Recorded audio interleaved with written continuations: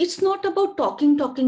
It's not about finishing the text content in 30 seconds. Remember, we are delivering it in person. We are also the postman or postwoman.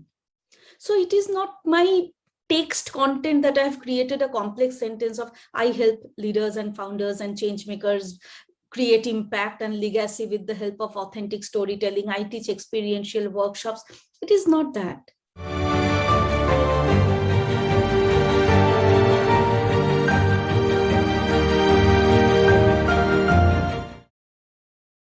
So the biggest do would be to stay flexible and speak and think on the feet.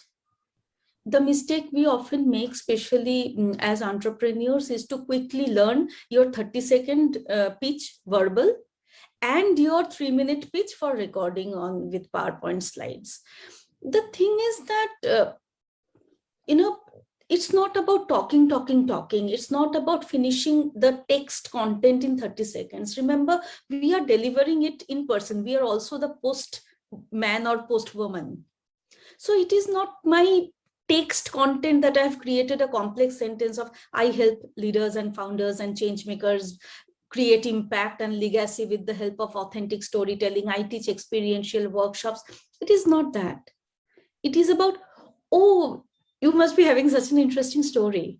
One of the participants at my workshop, she actually has a company which is very similar to yours. And she was telling me, oh, okay, so you run workshops, what is it about?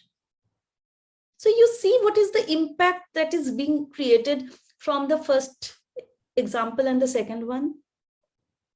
So that is where I believe, the elevator pitch needs to evolve. It is not about creating a complex sentence with 3 parts. I help dash with dash so that dash, the typical formula that we find on the internet all the time. We have to also see what words sit on our tongue, how our breath or lasts or doesn't last. I mean, if I say I help founders and leaders and change makers create, I work with a lot of founders and leaders and also change makers.